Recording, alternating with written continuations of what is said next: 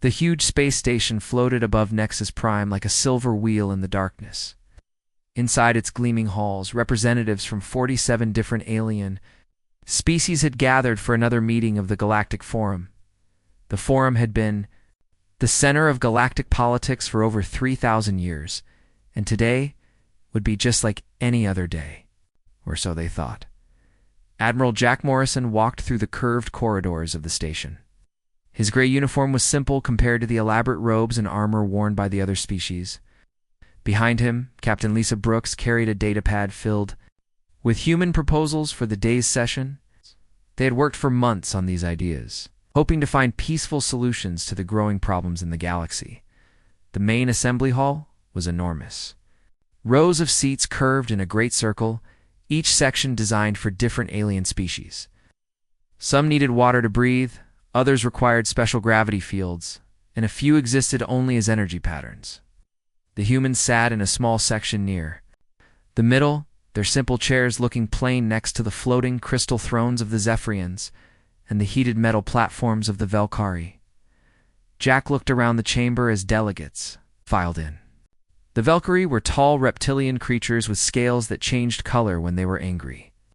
Their leader, Ambassador Krell, had ruled his people's votes for decades. The Zephyrians looked like walking diamonds, their bodies made of living crystal that sang when they spoke. The insect-like Montari clicked and buzzed in their own section, while the plant-based Helvoni swayed gently in their special soil boxes. All of these species were older than humanity. Most had been exploring space when humans were still living in caves.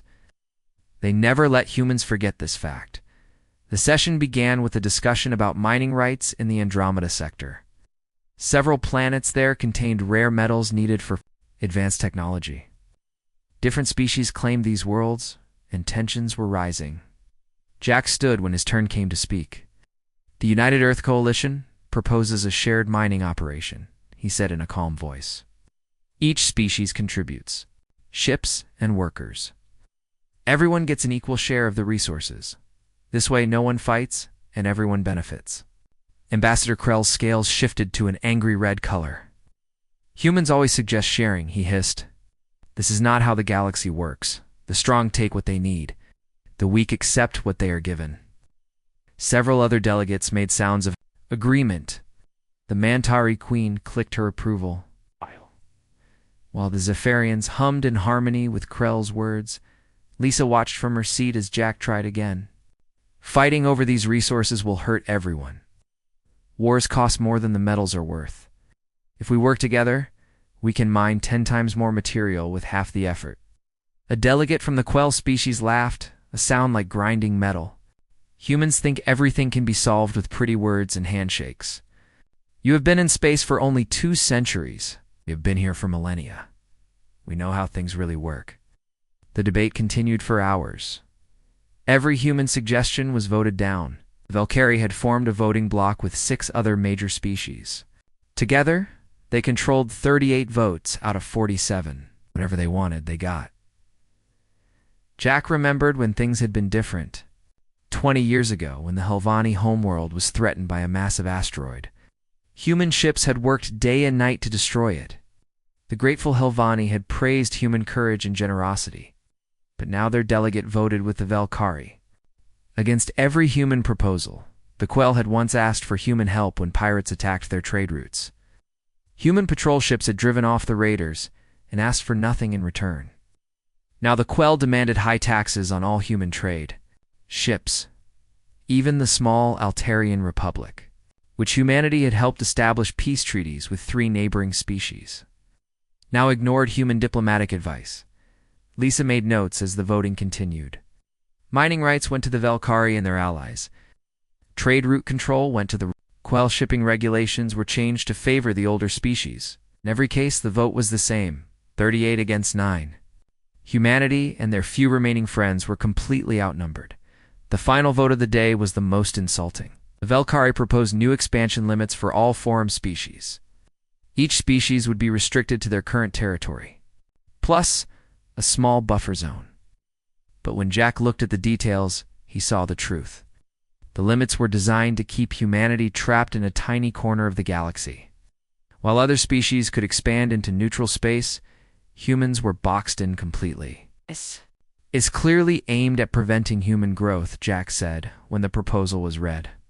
No other species faces such tight restrictions. Ambassador Krell's scales turned almost black with satisfaction.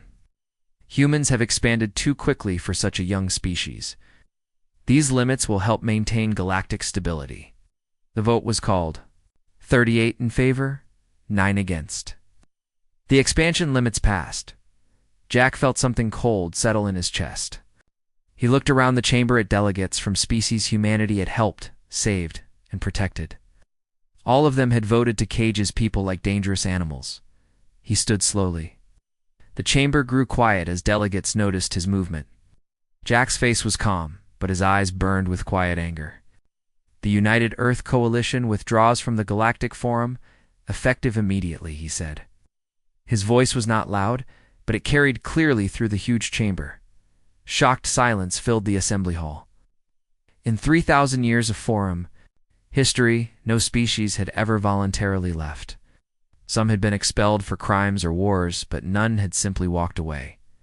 Ambassador Krell recovered first. You cannot be serious. Where will humans go? What will you do without foreign protection? Jack turned to face the Velkari delegate. We came here believing in cooperation and respect. He thought the Forum stood for peace and fairness. Since those ideas are clearly not welcome here, neither are we. He gestured to Lisa and the other human delegates. They gathered their papers and datapads in silence. As they walked toward the exit, 46 different species watched in stunned amazement. This is just a tantrum, Krell called after them. You will be back within a year, begging for readmission. Jack paused at the doorway without turning around. Perhaps. But you should remember something, Ambassador. In all our time here, humans have never asked the Forum for help. We've only offered it. You might want to think about what that means. The human delegation left the chamber. Behind them, nervous whispers began spreading through the assembly.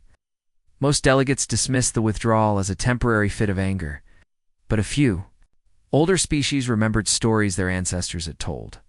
Stories about what happened when humans were cornered. When their patience finally ran out, the Galactic Forum continued its session, but something had changed. For the first time in 3,000 years, the mediators were gone. The peacekeepers had left. The species that always found compromise when others saw only conflict had walked away. The galaxy was about to discover what 3 millennia of peace had really cost. And who had been paying the price? 6 months had passed since the humans walked out of the Galactic Forum. At first, most species barely noticed the difference. The Velkari celebrated their victory, claiming the galaxy was better off without human interference. Ambassador Krell boasted that the Forum could function perfectly well without the young species and their naive ideas about cooperation. But slowly, things began to change. The first sign came when a Helvani colony ship, called the Green Branch, suffered a massive engine failure while traveling between star systems. The ship carried 200 colonists, including many children, traveling to establish a new settlement. When the engines exploded, the ship was left drifting in deep space with failing life support systems. Captain Dan Kelly of the Helvani Rescue Service sent out an emergency call to all nearby vessels.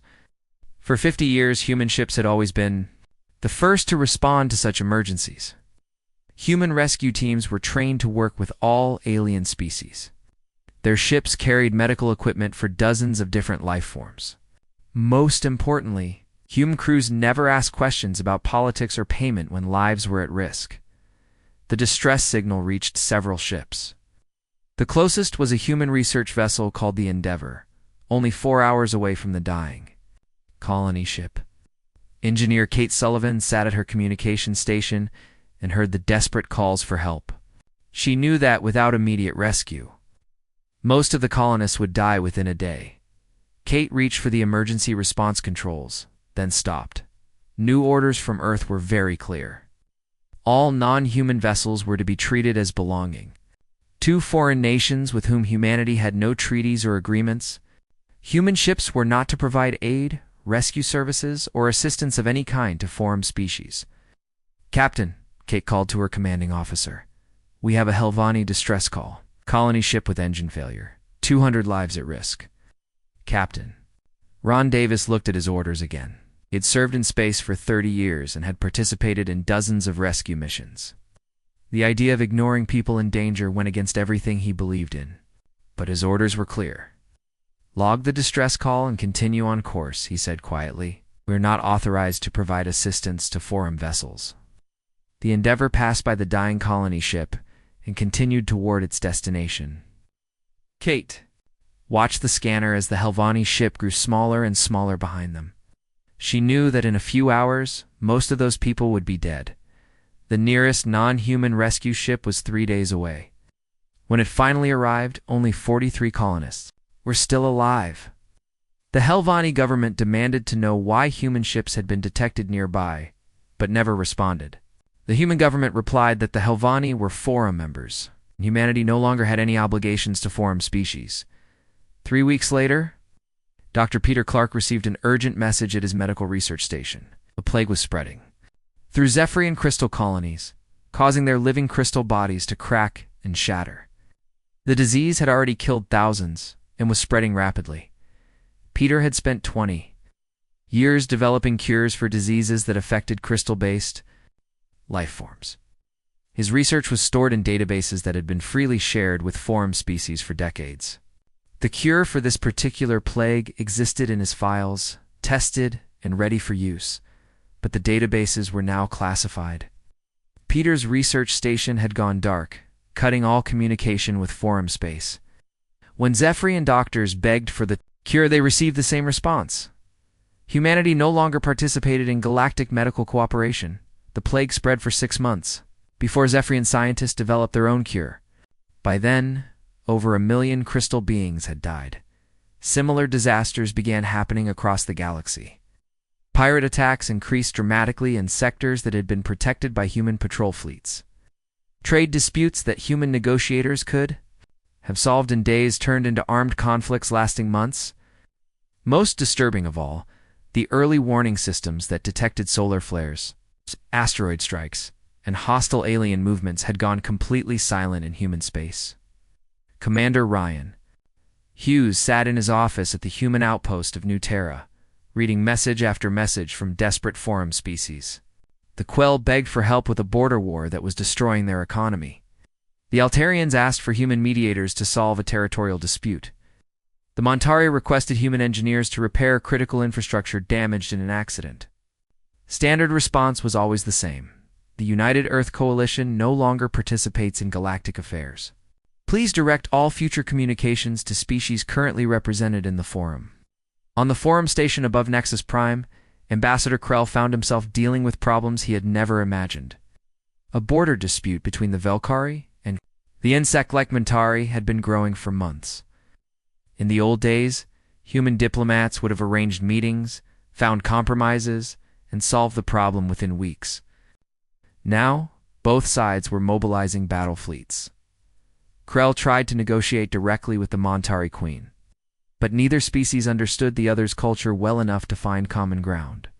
The talks broke down after 3 days, with both sides more angry than when they started. Desperate Krell sent a secret message to Commander Hughes. The Velkari offered significant territorial concessions and trade agreements if humanity would return to mediate the dispute. Hughes's response was cold and formal. The United Earth Coalition maintains no diplomatic relations with forum species. All requests for mediation should be directed to the forum's own conflict resolution committee. The problem was that the forum had never developed its own conflict resolution system. For 200 years they had relied on human diplomats to handle such problems. The humans had been so good at preventing conflicts that other species had never learned to solve them peacefully. As the 6th month passed, Ivram's sessions became increasingly chaotic. Without human diplomatic frameworks and procedures, old grievances began surfacing.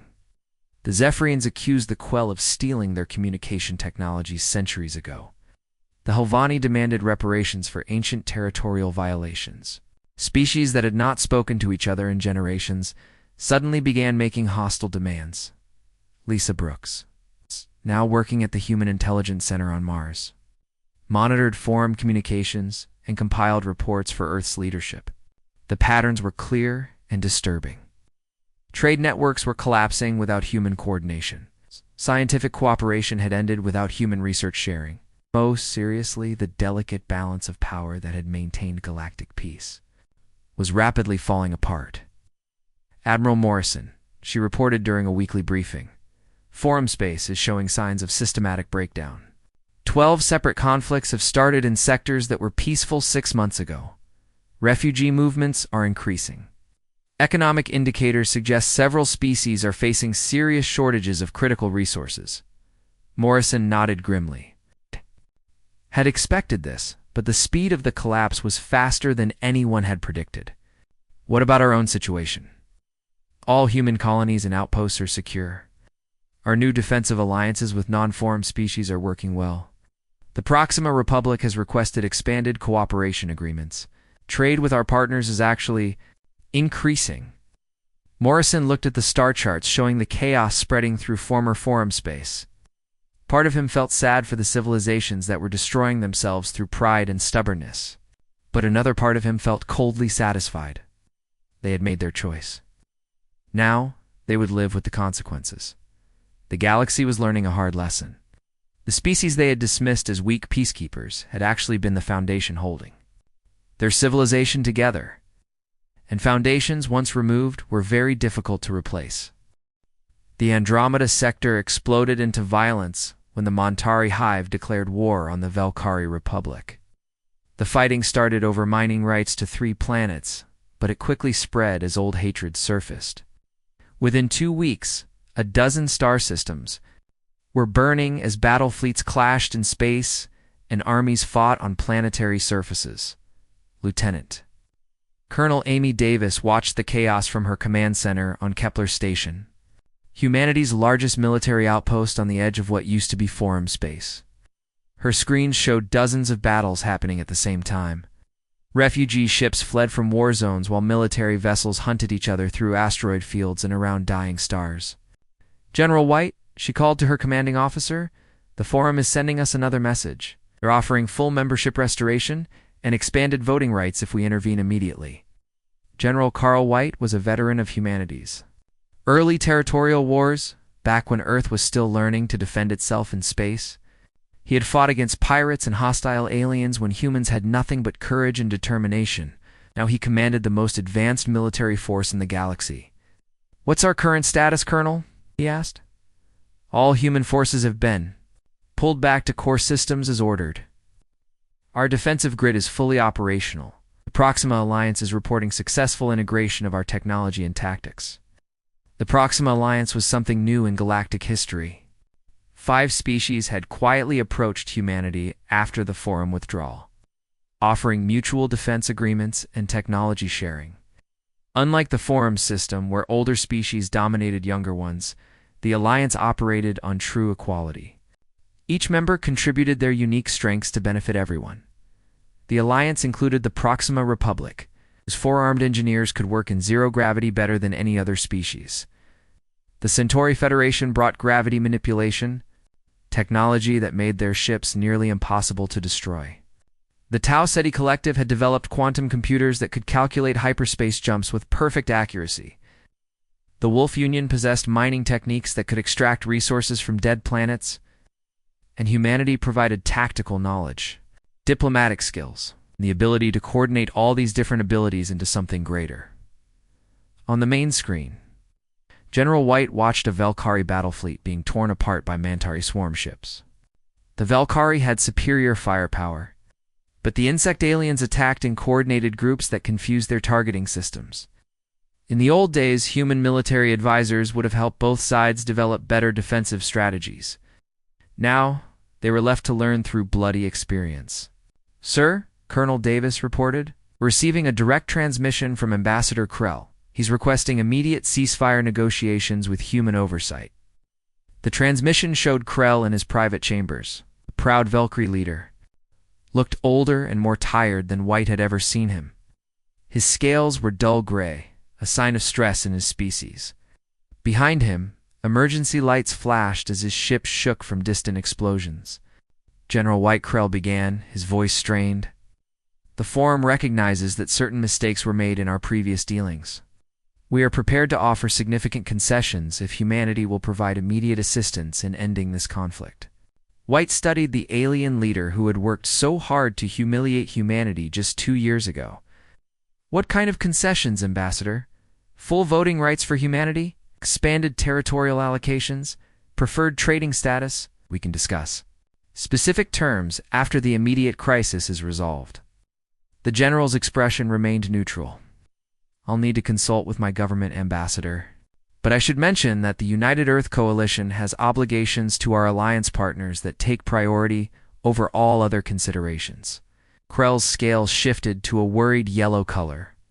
Alliance partners? What alliance? Proxima. Alliance.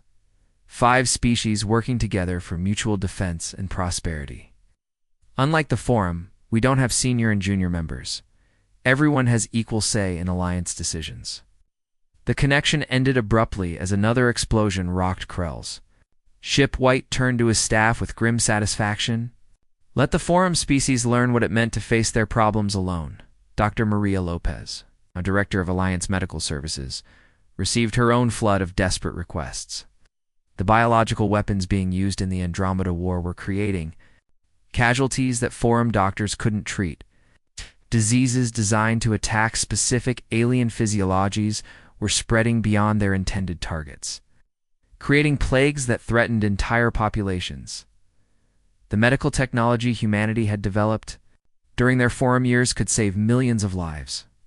Advanced surgical techniques, universal antibiotics, and treatments for dozens of alien diseases existed in Alliance databases. But those innovations were now shared only with Alliance members. Maria had spent 15 years working with Forum species, developing cures and treatments that she had freely given to anyone who needed them. Now she watched species dying from diseases she could cure with a simple injection, but her orders were clear. Alliance resources were for Alliance members only. The war spread beyond the Andromeda sector as other conflicts erupted across Forum space. The Quell and Helvani began fighting over trade routes that had been peaceful for centuries. 3 minor species declared independence from Forum oversight, claiming they could better protect themselves alone. The complex network of treaties and agreements that had maintained peace for 3,000 years was collapsing in months. On Earth, President Helen Parker met with her cabinet to discuss the crisis. The reports from intelligence services painted a clear picture of galactic civilization falling apart, but they also showed something else. The Alliance was growing stronger every day. Madame President, reported Defense Secretary Tom Wilson, 2 more species have requested Alliance membership. The Rigel Syndicate is offering their advanced shield technology, and the Vega Commonwealth wants to share their agricultural innovations. What? About our former Forum allies? Parker asked. The species that voted with us? Most have applied for Alliance membership through normal channels. The Altarian Republic was accepted last month. The Barnard Coalition should be approved next week. They're adapting well to our cooperative principles. Parker nodded. It was ironic that the species which had supported humanity in the Forum were now thriving as Alliance members, while those who had opposed them were destroying themselves in pointless wars. Admiral Morrison, now serving as Supreme Alliance Commander, studied tactical reports from across the galaxy. The Forum's military situation was desperate. Without human coordination, their fleets were fighting independently, with no overall strategy. Species that had been allies for centuries were turning on each other as resources became scarce. Admiral, his aide commander Kelly Rose, reported. The Valkyrie are requesting formal diplomatic contact. They're willing to offer tribute for Alliance protection. Morrison's laugh held no warmth. Tribute, they still don't understand. We never wanted to rule them. We wanted to work with them as equals. Now they want to make us into the very thing they accused us of being. The Alliance continued expanding, attracting species fleeing the chaos in Forum space. Each new member brought innovations that benefited everyone. creating a technological and cultural renaissance that made the old forum look primitive and backwards. But not all contact was peaceful.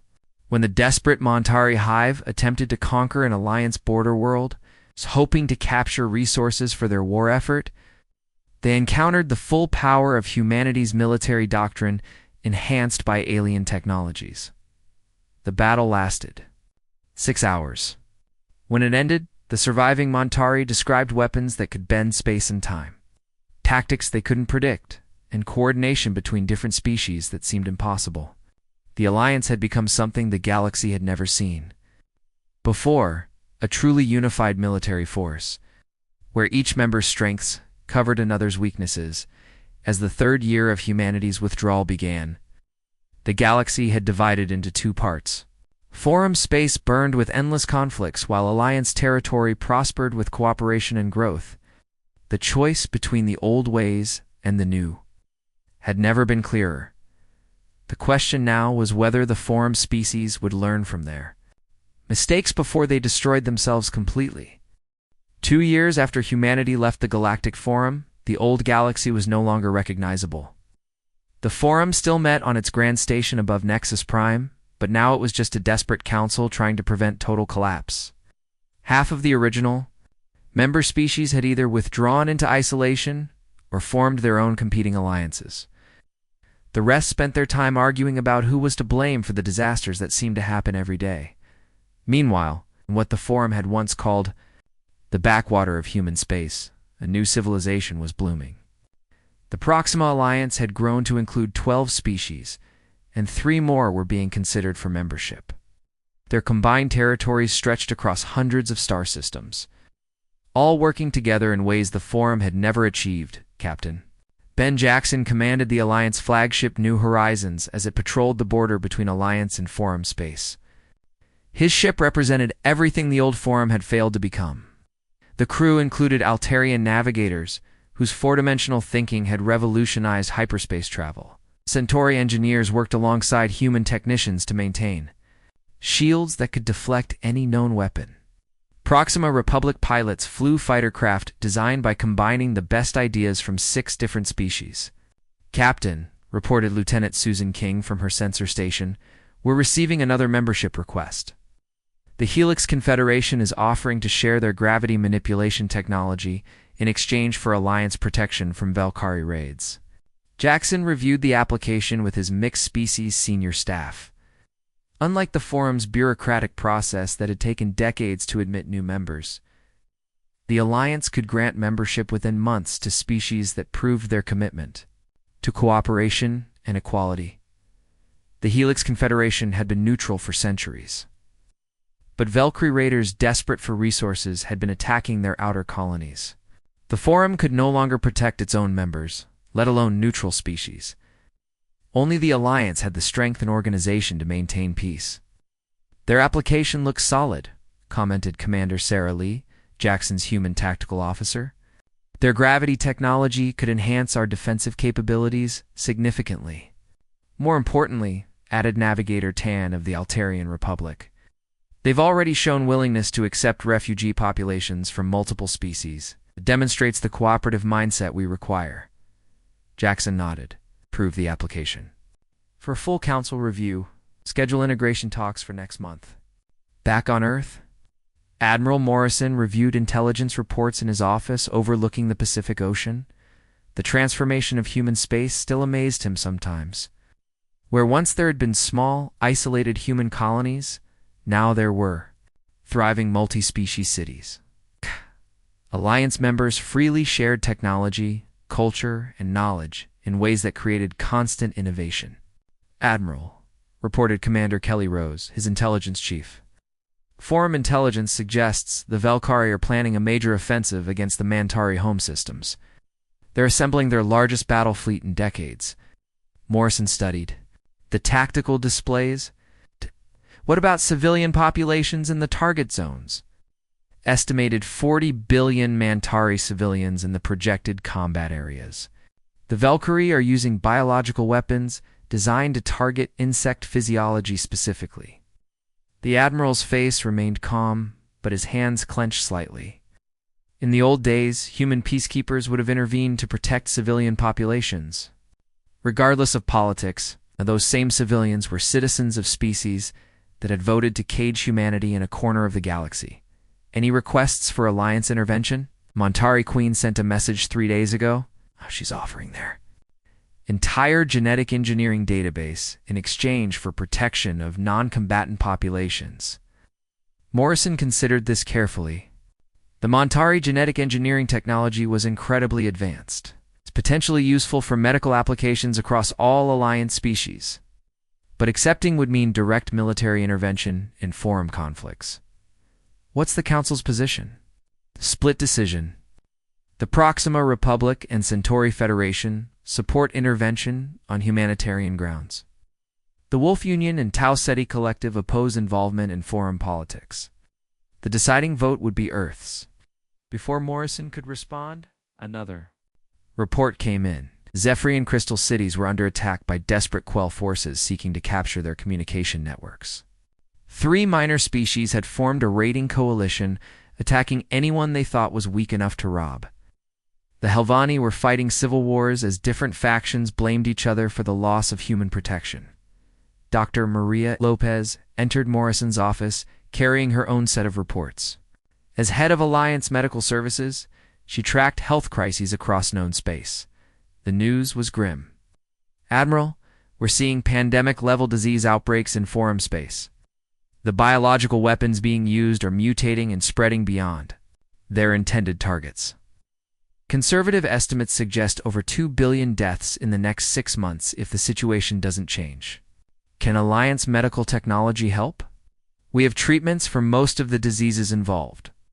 Our universal medical protocols could stop the pandemics within weeks. But, she paused, looking conflicted. But treating them would require sharing. Our medical advances with species that specifically voted to exclude us from galactic cooperation, Morrison finished. Maria nodded sadly. I became a doctor to save lives, regardless of politics. But I also understand why we can't simply fix every problem for people who rejected our help when it was freely offered. A priority message interrupted their discussion. President Helen Parker was calling from Washington with urgent news. Admiral, we've received a formal communication from what's left of the forum leadership. They're requesting immediate alliance. Intervention to prevent what they're calling galactic catastrophe. The message came through Altarian diplomatic channels. Morrison activated the secure communication link. On his screen appeared President Parker and several cabinet members, all looking grim. What are they offering in exchange? Morrison asked. Complete surrender of forum authority to Alliance oversight.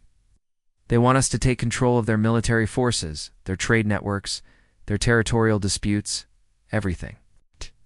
In exchange, they're offering access to the accumulated knowledge of 47 civilizations.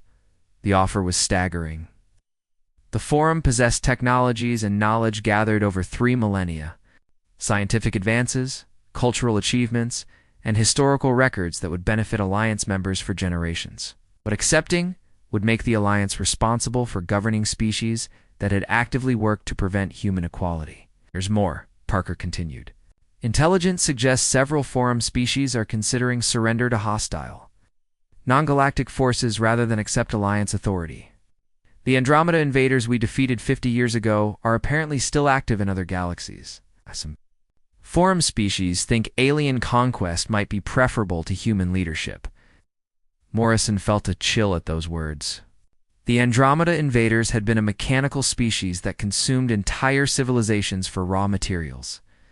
Humanity had led the successful defense against their first probe attacks, only because all galactic species had worked together. If desperate forum members actually contacted those invaders and offered them access to galactic space. The irony is almost perfect, Morrison said quietly. They're so afraid of human domination that they'd rather invite actual conquerors who would enslave or destroy them. We need a decision soon, Parker replied. Our intelligence sources suggest some forum species have already sent messages toward Andromeda space. If those invaders return with insider knowledge of galactic defenses, Morrison looked out his window at the Earth below. Somewhere down there, children from a dozen different species played together in schools that taught cooperation and mutual respect. Alliance member species had built something beautiful together, something worth protecting. The question now was whether that protection required saving the very people who had tried to destroy it. Schedule a full Alliance Council meeting, Morrison decided. This decision affects everyone, so everyone gets a vote, but make sure they understand what's at stake. We're not just deciding the fate of the Forum, we're deciding what kind of galaxy we want to live in. The Alliance was about to face its greatest test, not against external enemies, but against the temptation to become everything the Forum had accused them of being. 3 years after humanity abandoned the Forum, a massive fleet appeared at the edge of Alliance space. But these were not invasion ships. The vessels were battered and scarred from countless battles. Many showed signs of hasty repairs. It was a fleet of survivors, not conquerors. The flagship identified itself as carrying delegates from every remaining Forum species. Ambassador Krell's voice came over the communication channels, but he sounded very different from the proud leader, who had once dismissed human ideas as naive. Alliance Command. This is the Forum delegation. We request permission to enter your space and address your governing council. Become not as enemies, but as ... as supplicants. Admiral Morrison sat in the Alliance Council chambers on the space station orbiting Earth. Around him, representatives from 17 different species listened to the transmission. The chamber was designed very differently from the old Forum hall. Instead of elevated platforms showing rank and status, all delegates sat at the same level around a circular table. Humans, Altarians, Centauri, and a dozen other species shared equal space and equal voices. Permission granted, Morrison replied. You may approach under diplomatic immunity. Your fleet will be escorted to neutral space near Luna Station. 2 days later, Krell stood before the Alliance Council. The proud Velker looked older and bore new scars across his scaled face. Behind him stood delegates from species that had once considered themselves masters of the galaxy. Now they looked like refugees begging for shelter.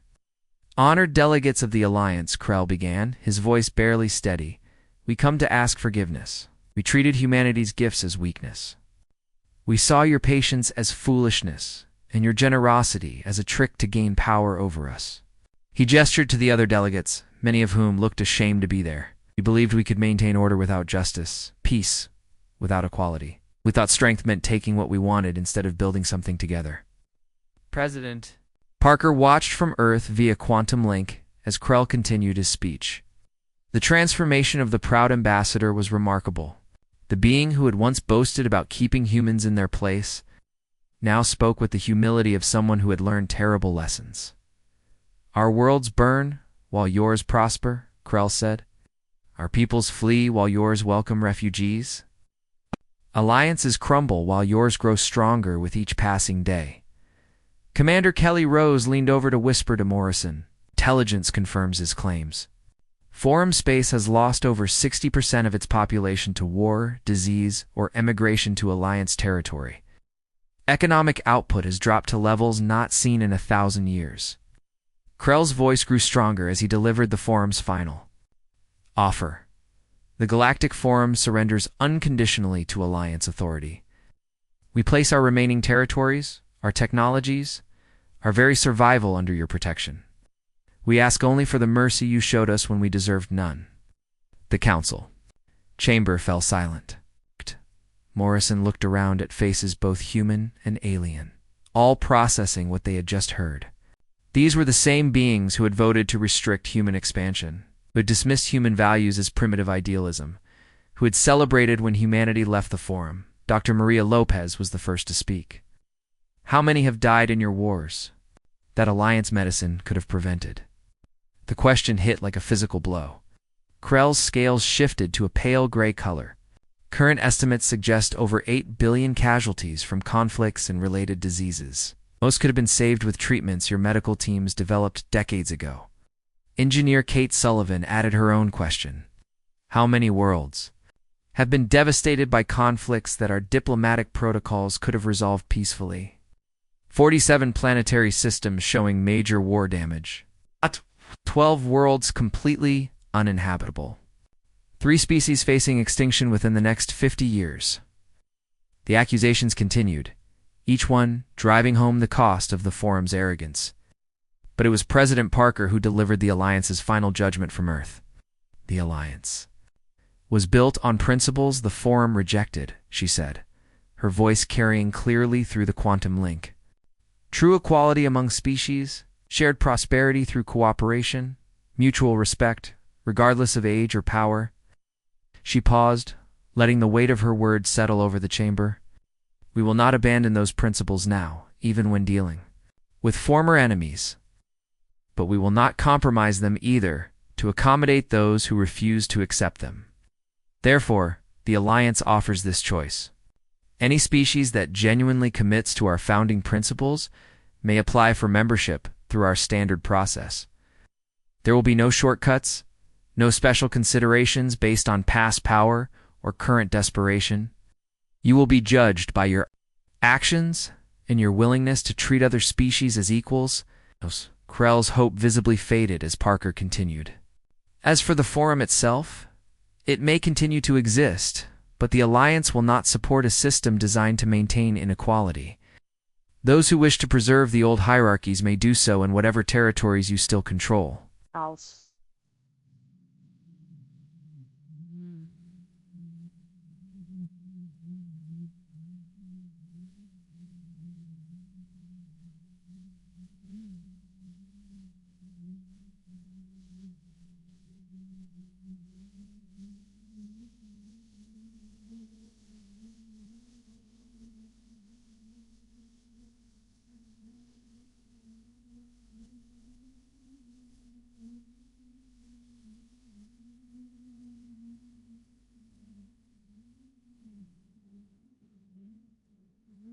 Have come to try.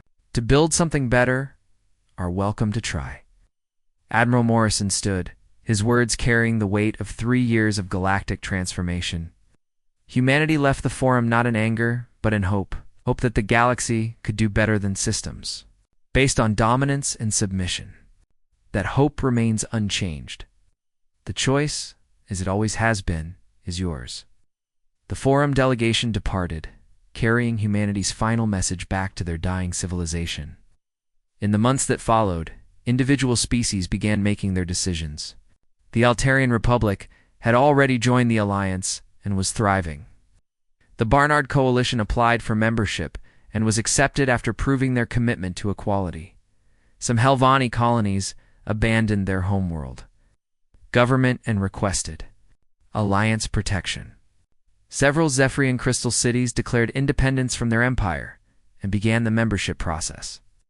Even some Velkari worlds, tired of endless wars, secretly contacted Alliance recruiters, but others clung to the old ways. The remnants of the Forum continued meeting, now representing fewer than 20 species in a handful of systems.